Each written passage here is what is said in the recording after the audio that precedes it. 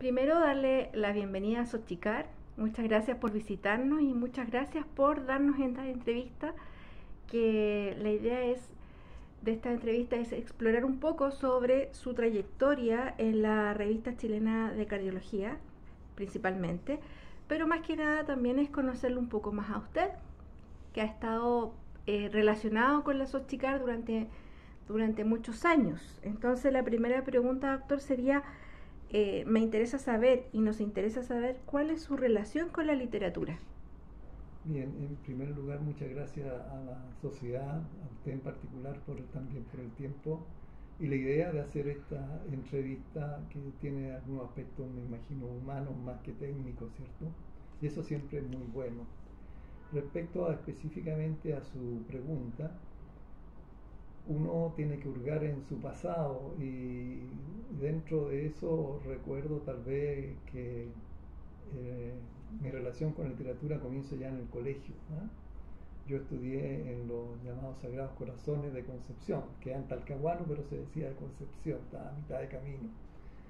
Y el profesor, que en ese tiempo se llamaba la asignatura castellano, nos hacía leer bastante. Y ahí empezó a nacer en mí ese interés por la literatura en forma expresada a través de la lectura inicialmente, y que cada vez fue creciendo a través del tiempo. Incluso ya cuando llegué a la universidad había un curso que se llamaba, era una idea bien interesante, se llamaba en la Universidad de Concepción el propedéutico, y que uno tenía la obligación, aparte de los ramos técnicos típicos de medicina, biología, química, etcétera, tenía que tomar un ramo humanístico, y yo tomé uno relacionado a la literatura también. Entonces yo creo que de ahí empezó a este interés y me convertí en un gran lector, y, y siempre recuerdo que era uno de los mejores regalos que a mí me encanta que me hagan, aparte del chocolate con nueces o almendra, es un libro, ¿eh? Y con un libro yo soy feliz, ¿eh? Entonces, libros de historia, de biografía, libros filosóficos, me encantan. ¿Y en qué momento tuvo que decidir? ¿Fue muy complejo cuando dijo ya, o la medicina o la literatura? No, siempre fue categóricamente la medicina mi norte, ¿eh? Eso yo creo que fue de un comienzo, no hubo vacilación. Todo esto de la literatura yo creo que fue algo que descubrí que también me llenaba completamente.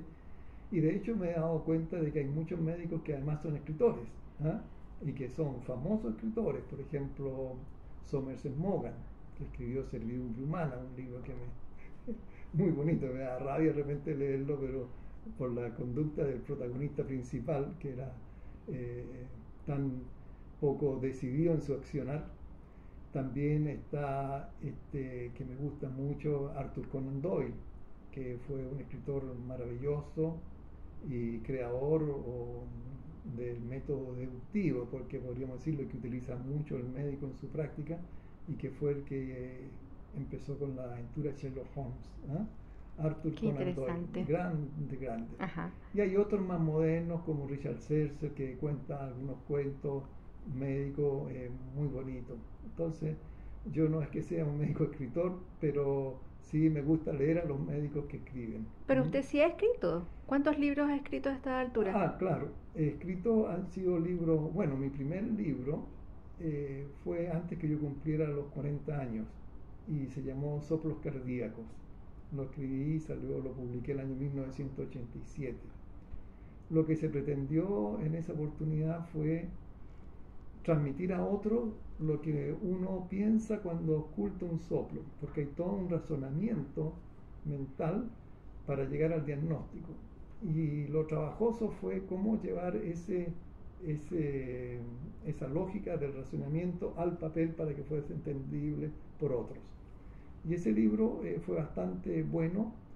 Hoy ya nadie lo leería porque casi nadie oculta soplos, y si oculta algo que le suene raro en el corazón lo manda inmediatamente a un examen.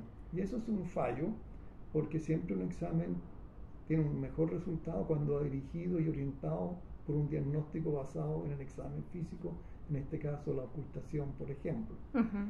Entonces yo creo que sigue siendo de valor, pero lamentablemente en desuso. Ese fue Soplo Cardíaco, que tuvo una muy buena acogida. Y después he escrito otros libros, uno que es muy interesante de historia de la medicina, que abarca de los tiempos primitivos, de la antigüedad hasta la época moderna. Y ese también fue bastante exitoso y partió de la idea de que yo hacía clase en una universidad en Concepción, en la Universidad San Sebastián, y habíamos introducido en forma pionera o vuelto a introducir, porque ya se había olvidado, las escuelas médicas enseñan historia de la medicina, y ahí habíamos empezado de nuevo a hablar de ello. Y yo hacía las clases y tomaba apuntes, y al final me di cuenta que tenía unos apuntes bien grandes. Que eran muy buenos para un libro. Claro, dije, mejor escribo un libro, ¿no? Y por supuesto lo hice, y ahí fue la editorial, lo hicimos a través de la editorial Mediterráneo, que se encarga de los libros técnicos. Y 10 años después me pidieron, como había tenido muy buena acogida en Chile y en el extranjero, que hiciera una segunda edición, así que 10 años después de la primera hice una segunda edición. Y es muy entretenida la historia, entonces hay aspectos bien interesantes. Y al respecto le cuento que un amigo, un cardiólogo que conocí en España, pero que es mexicano y que trabaja en el norte de México, un día, y ahora está trabajando en una universidad nueva que hay ahí en el norte de México, me manda una foto con unos alumnos de primer año de haber sido y que tenían en su mano mi libro de Historia de la Medicina. Ay, qué bonito. Claro, entonces dice que ellos, el texto guía que ellos tienen, y me pedía, porque los alumnos se lo habían sugerido, si yo podía mandarle una clase por Zoom o por algún video, con el que ellos quedarían muy felices. Bueno, finalmente accedí a la petición y les mandé una clase de Historia de la Medicina, que me costó pensarla qué cosa podría ser interesante para ellos, pero fundamentalmente fue como motivacional, presentándole algunos aspectos resumidos de algunos personajes simpáticos dentro de la historia y algunos hechos a veces poco conocidos. La cosa es que, según me contó, les gustó mucho. Esta es la historia de la medicina. Después escribí un manual de electrocardiografía. La electrocardiografía es un tema que todo cardiólogo debe conocer, y no habían, bueno, habían cardiólogos que habían escrito aquí en Chile algunos libros, pero ya habían pasado muchos años y me parecía que había que hacer un libro que incorporara aspectos nuevos y sobre todo que fuera muy didáctico. Entonces esa parte didáctica fue lo que más me entusiasmó de hacer el libro, y que fue también recibido muy bien, y un texto guía de muchas escuelas de medicina en el país, y que también necesitó una segunda edición. Así que ahí, lo cual significa que en el fondo hay que escribirlo de nuevo, así que ahí ya 2 de historia de la medicina, 2 de electrocardiografía, más de soplo, ya van 5. Y después se me ocurrió hacer esto ya fue una empresa un poquito grande, un tratado de cardiología. Entonces es muy difícil que un simple cardiólogo pueda hablar de casi todo, pero me interesaba darle un enfoque distinto a los libros clásicos de cardiología, ser muy crítico con la literatura publicada, y así salió Los principios y prácticas de la cardiología clínica el año 2012. ¿Cuánto tiempo le toma escribir un libro? Depende del libro, pero en promedio, ¿cuánto tiempo se demora? Me demoré 3 años. 3 años. Y fue un trabajo enorme porque uno sigue trabajando. Exacto. Entonces yo seguía trabajando en la consulta muchas horas, seguía entrenando, porque a esa altura yo ya me había convertido en un atleta, con participaciones en campeonatos nacionales e internacionales. Entonces, aparte del entrenamiento, pero con mucha disciplina, yo todos los días escribía, aunque sea media hora diaria, todos los días, hasta que se completó el texto. O sea, el deporte le enseñó la disciplina de, aparte de entrenar. Claro, yo creo que escribir. Especialmente este tipo de deporte, el atletismo, porque hay otros deportes, pero creo que el atletismo tiene características especiales, porque uno está solo. ¿Y ha pensado escribir algún libro relacionado con el deporte? Sí, ¿Con el atletismo específicamente? Sí, de hecho estoy casi terminé ya el capítulo de un librito que estoy escribiendo que se llama Remembranzas Otoñales. ¿Ah? Porque me parece que es tan interesante dejar por escrito, y pongo en el prólogo antes que llegue el olvido, ¿m? Como le sucedió a mi mamá, que falleció hace poco y que había perdido ya bastante de sus facultades cognitivas, y eso fue muy triste para ella y para todos nosotros. Entonces decidí escribir, como digo, antes que llegue el olvido, y el primero que escribí fue Mi vida atlética, donde parto relatando lo que le conté a usted, que en el 1988 decido ser atleta. Exacto, ¿y ese en qué número de libro sería? ¿El sexto, séptimo? Ah, sí, porque después faltan dos más, pues. Ah, nos Claro. saltamos, perdón. Falta uno que se llamó Secreto de la Salud. Yo quise tomar tres temas que me parecen fundamentales en la salud del ser humano y que poco se enfatiza en la medicina tradicional, digamos, que está muy ligada a la parte farmacológica, etcétera, ¿no? Entonces este libro se centró en tres cosas: cómo comer sano. Entonces el libro va en detalle de todos los alimentos, un libro grueso. Después habla sobre el ejercicio, que es la otra medida fundamental. Y tercero, cómo ser feliz en la vida. ¿Cómo ser feliz? Cómo ser feliz en Tremendo la vida. consejo. Claro. Bueno, a propósito de eso me acuerdo mucho de una frase, una anécdota, en que alguien le preguntó a Buda: yo deseo felicidad. Y él le contestó: elimina el yo, elimina ¿Deseo? el deseo, ¿y qué te queda? Felicidad. Y es así.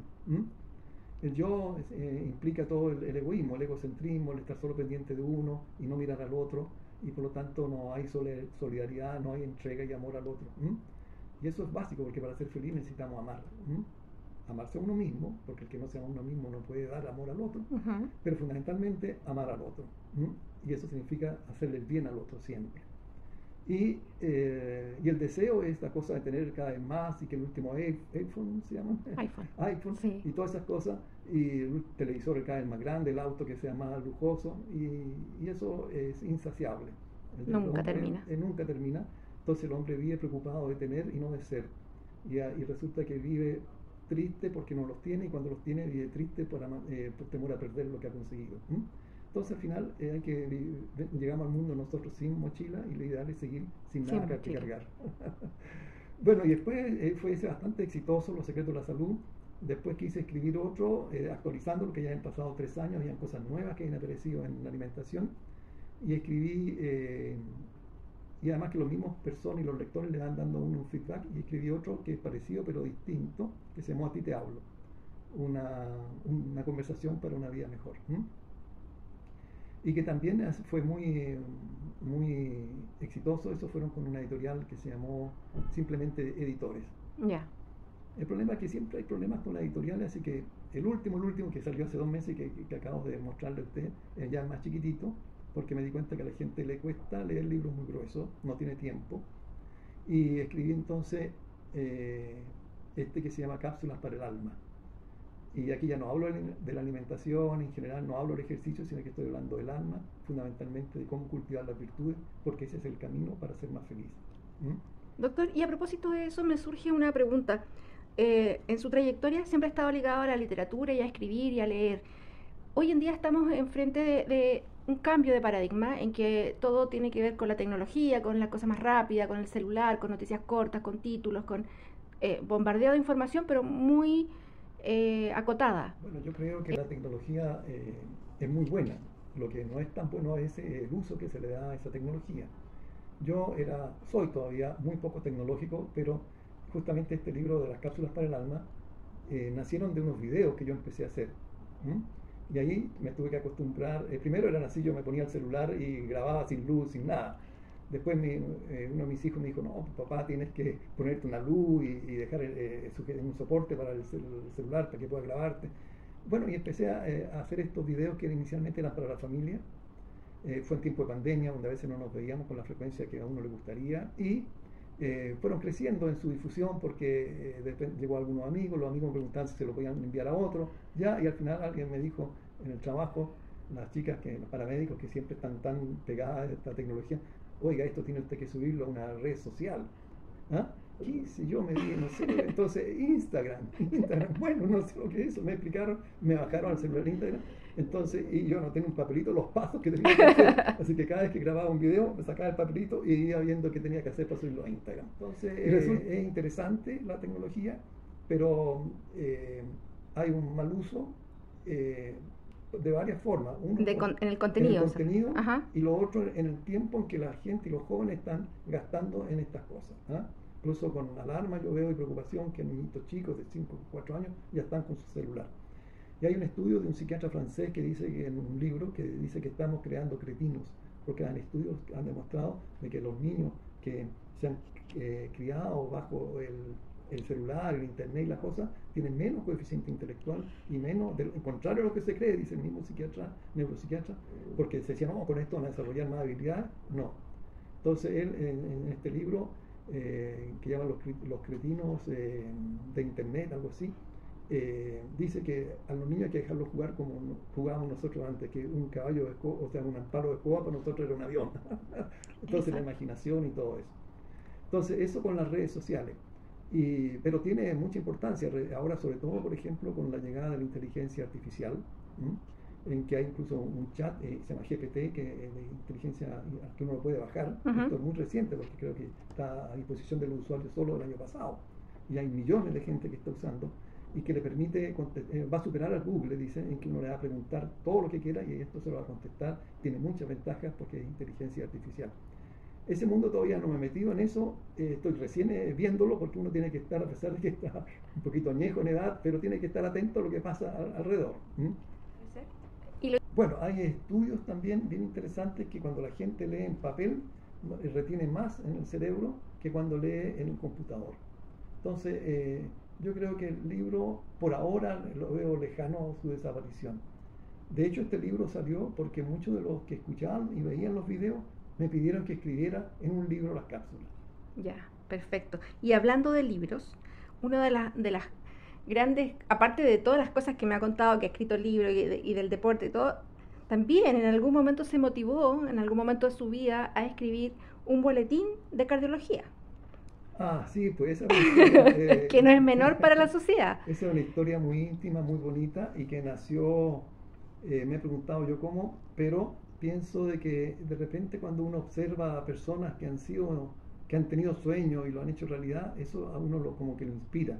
No es que lo vaya a imitar, pero dice, pucha, que esta persona sí que ha tenido la capacidad para hacer realidad sueños. Y me tocó a mí conocer, cuando estuve haciendo mi especialidad en México, de cardiología, 2 años, a Ignacio Chávez. El doctor Ignacio Chávez fue el fundador del Instituto de Cardiología en el año 1944, o sea, fue el primer instituto en el mundo en su tipo dedicado solo a la cardiología. Eso a mí, cuando yo llegué y lo conocí, me pareció ya una obra tremenda, que en México se hiciera un instituto pionero y primero en el mundo, impresionante. Claro. Luego me enteré que él ya en el año 1930, había creado la primera revista de cardiológica en América. Solo precedía unos pocos años por una revista francesa. En el año 1930, fíjese, había creado los archivos de cardiología, que igual que esta tenía otro nombre antes. ¿Ya? Se llamaba Archivos de Cardiología y Hematología, después se llamó Archivo del Instituto de Cardiología. Entonces él era un hombre, él muere cuando yo estoy allá, al año que yo ya llevaba, y lo conocí, y sobre todo vi su obra y sus pensamientos, y creo que cuando yo regresé con ese entusiasmo juvenil, pero además esa idea de que es posible cumplir los sueños. Y así fue que se me ocurrió, estando en Concepción, hacer una revista. Lo conversé con algunos colegas cercanos y me dijeron, mira, te felicitamos, Alexis, estuvimos llegando con mucho entusiasmo, pero tu idea, y me dieron toda la razón, y tenían toda la razón. Tenían razón, sus razones, claro, pero eso lo opacaron, lo quitaron. Momentáneamente, porque yo esperaba un apoyo, y me dijeron que era imposible. Imposible. Así que bueno, y seguimos hablando de otra cosa. Yo lo había invitado a la casa a estos colegas para conversar el tema, y bueno, estuvo muy divertido, son muy buenos profesionales, pero con muy buena intención. Ellos lo dijeron, si era una realidad, ¿cómo íbamos a hacer una revista de cardiología en Concepción? Y hablé así casualmente con un representante con el cual yo tenía cierta amistad, porque él estaba pololeando, voy a empezar a pololear con una colega, Entonces ahí más o menos conversamos y le dije, mira, tengo esta idea. Y a él le pareció bien. Y me dijo, no hable con nadie más porque es tan buena esta idea que yo le cuento que mañana o pasado viene mi jefe y yo voy a hacer que usted se reúna con él y le cuente. Perfecto. Previo a ello, yo me había reunido, pedí que me invitara a su domicilio otro cardiólogo, el doctor Carlos Martínez Gensli, que era un cardiólogo ya mucho mayor que yo. Él hoy día tiene 101 años. Y él, siempre hemos cultivado una amistad y él me apoyó. Me dijo, no, es lo que te dijeron que es imposible. No, Alex, usted siga nomás. Entonces eso también fue un aliciente importante. Él iba a ser después mi coeditor o editor adjunto durante algún tiempo. Entonces sucedió que hablé con este doctor, que era un médico argentino y que era el director científico para Chile de la Bayer. Por supuesto, con mucho nervio, yo no sabía qué iba a pasar. Les pongo la idea, trato de ir viendo sus reacciones y voy viendo la magnitud de la idea, si se la explico todo más o menos, para que no se me asuste. No se me asuste. Entonces claro, le hablo que es una cosa pequeña, un boletín, qué sé yo, pero yo ya tenía la idea de que fuese una revista grande para Chile, pero no se la puse completamente así, de tal manera que él me dice, también me parece interesante, pero dígame cuánto vale, o sea, cuánta plata quiere. Yo no tenía idea. Claro. Nunca había pisado una imprenta, nunca sé cuánto vale un libro. Entonces me acompañó, me acuerdo de saber don Carlos, y fuimos a la imprenta. ¿Ya? Y mire, ¿a qué viene? Dijo el señor, quiero que haga un presupuesto. ¿Y para qué? Quiero una revista. Ya, pero y ahí nos empieza a preguntar una serie de detalles técnicos. El papel, el tipo de papel, el las cuerpo, dimensiones. Las dimensiones, cuántas columnas, Claro. Cuántos colores. Y él ya, el señor de la imprenta estaba medio molesto por nuestra ignorancia.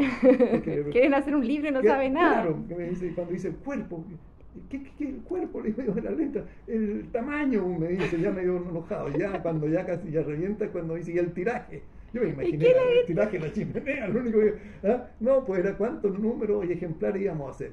Y la cosa es que ahí mismo entonces, pues eso es lo bonito de eso. Improvisaron en ese momento. En esa oficina, la idea de la mente se concretiza en ese momento. Yeah. Porque ahí yo hice la revista de realidad de la mente. Con los datos que le estaban pidiendo urgentemente. Claro, entonces ahí le dije 2 columnas, blanco y rojo la tapa, de este tamaño, este papel, porque toqué un libro que había al lado, y este me gusta, ese Bond, ya, ese mismo. Entonces fue saliendo todo ahí, fíjate. Y después vino que se envió el presupuesto, entonces tuvo que, felizmente, pasar unos días, pero de mucha angustia y esperanza y desesperanza al mismo tiempo, que irá a pasar. Y finalmente el doctor, director científico, dice, sí, va la cosa, que le vaya bien. ¿Y usted pensó en que esa revista la iban a leer cuántos cardiólogos? Bueno, en ese ¿algún momento, hospital en ese momento yo calculé que se le iba a enviar a todos los cardiólogos de Chile, y eran 500 aproximadamente en ese momento. Entonces yo le pregunté al señor Navarrete, que sí se llamaba el jefe de la imprenta, ¿y hay mucha diferencia entre 500 y 1000? No, me dijo, no es el doble, saca un poco más, pero no es el doble. Entonces saquemos 1000, le dije, sacamos 1000 ejemplares de ese primer número. Muy felices. Felices, y en enero, un día de verano, entonces los primeros días del verano, yo llego con la revista, la empiezo a repartir en mi medio y después la envío a Santiago con una carta escrita a los principales jefes de los hospitales y centros académicos de Santiago, pidiéndoles su colaboración y si desean formar parte del comité científico asesor de esta nueva revista. ¿Y los primeros artículos cómo los consiguieron? Eso fue muy difícil, pues. Porque una cosa es la imprenta y la parte técnica, pero la parte científica, ¿cómo lo hizo? Que llenarla, ¿Sí? Entonces, bueno, ese fue un trabajo de convencimiento y de mucho trabajo, porque me tocó hacer casi todo. Por ejemplo, le dije a un colega, mira, ¿por qué no revisas tú una experiencia, contar que ha sido los 10 años la cardioversión eléctrica aquí en este hospital? Sí, ya, bueno, yo le ayudé, hacía todo, pero apareció el nombre de él, sí. Como primer autor, y yo la escribí toda. Y había otro colega que es muy interesante, que había tenido una experiencia en un caso clínico, en hemodinamia, en que un trozo de catéter se había quedado dando vuelta en la circulación, ¿ya? Y él entonces lo sacó haciendo un lazo con otro catéter y sacó. Uy, interesante, le dije, publica eso.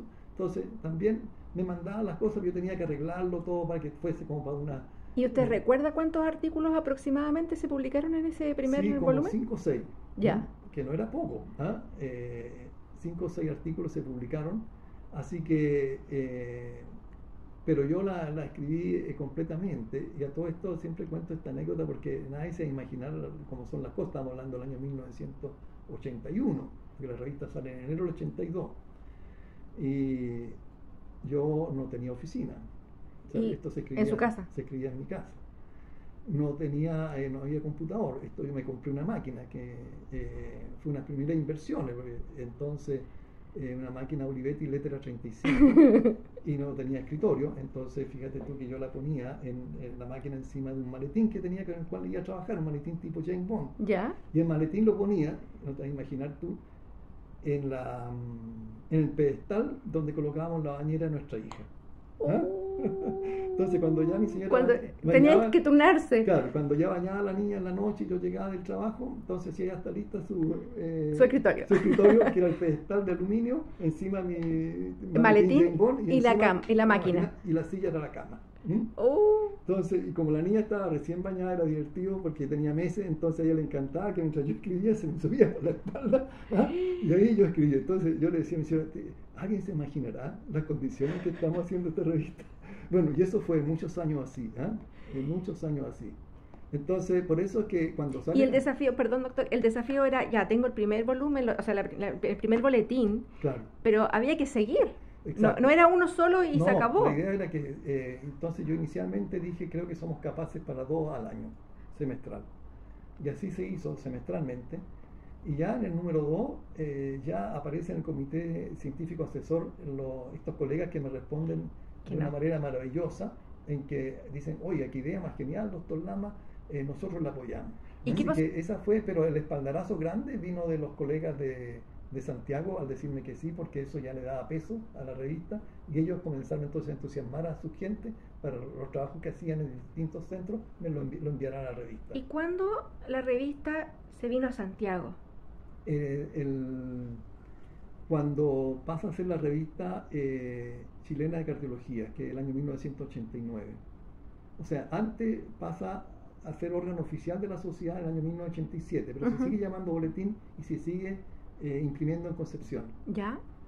Eso de la imprenta era terrible porque, bueno, yo tenía todos los días la imprenta y las máquinas eran enormes y toda una tecnología tremenda que ahora ya está en desuso, nadie se acuerda, ahora todo es offset, se llama, ¿no? Sí. Entonces ahí era complicado, y las planchas y todo, un trabajo maravilloso. Sí. Y lo más interesante es que cuando llegaba el encargado de la imprenta, el señor Ulloa, en la tarde a la casa, me traía todo el material de la revista que se llamaba Las Pruebas de Imprenta, ¿ya? En un sobre. Yo tenía que corregir. Todavía se hace. Todavía se hace. Y me decía, doctora, no se demore porque mientras usted no corrige no podemos utilizar la imprenta, está detenida para todos los trabajos porque están las máquinas, quedan ahí. Entonces yo tenía que estar en la noche hasta varias horas de la madrugada corrigiendo todo la prueba de imprenta. Claro, el color, la letra, que no se haya corrido nada, el encuadre. La fotografía, el encuadre, las fotos, todo. Acuérdate que no había secretario, o sea, nada, no había celular, no había computadores personales, nada.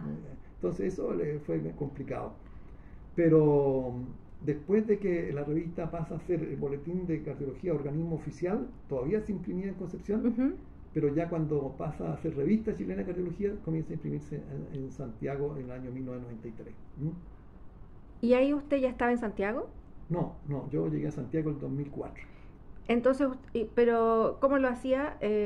¿Hacía todo allá? La imprenta se quedaba, la pregunta era si la imprenta se quedó allá, si cambió imprenta a Santiago. Yo fui el editor hasta el 92 incluido. Entonces después empezó el doctor Gastón Chamorro. Entonces ahí se trasladó a Santiago y toda esa pega ya le pasó al doctor Chamorro. Y usted dijo, ay, al fin, claro, soy libre. Claro. Entonces esa fue en resumen como nace la revista. ¿Y su hija fue cardióloga al final? No. Fue malabarista, diría yo. Y en este momento, ¿cuál sería su apreciación respecto de la investigación científica o la investigación en cardiología en Chile? Ya, yo creo que en Chile hay gente muy capacitada y que puede hacer muy buena investigación. Lo que pasa es que una muy buena investigación que sea como de punta y con repercusión a nivel mundial requiere mucho dinero. Y lamentablemente la inversión para investigar, lo que se gasta en el país para hacer investigación es muy poco. Estaba revisando por ahí que del Producto Interno Bruto el 0,34% solo va a investigación. Y lo que es peor, que está igual de hace 10 años. No ha cambiado. No ha cambiado. Y esto es 10 veces o 15 veces o más bajo que otros países como Estados Unidos, Corea, Israel, Alemania, Japón, etcétera, ¿ah? Que tienen entonces un porcentaje del Producto Interno Bruto muy superior al nuestro, que como digo se mantiene, incluso lo han ido subiendo cada vez más. Entonces, sin recursos, no canta el gallo, sin maíz. Y eso tiene que ver con un tema de voluntades, tiene que ver con un tema político, tiene que ver con un tema de ¿qué tiene que pasar para que cambie? Claro, yo creo que hay un tema político de darle importancia y realce a la ciencia y al desarrollo de la ciencia y a la tecnología e innovación en el país. Y eso es fundamental. Entonces, hay muchos recursos que se mal utiliza en otras cosas y muy poco para la ciencia. También si uno revisa, por ejemplo, otro índice que uno puede buscar, que es el número de patentes, que esto ya no es solamente en cardiología, sino que en investigación, el número de patentes en Chile es muy bajo también, ¿ah? Y el número de investigadores por millón de habitantes también es muy bajo, ¿ah? Entonces, si uno ve todos esos parámetros que son datos duros, dice, estamos mal, pero no porque la gente no tenga la capacidad ni las ganas, sino que porque creo que falta una política de Estado tendiente a aumentar los recursos para que se haga investigación de mejor calidad. Así que hay que esperar que a alguien se le prenda la ampolleta en ese sentido.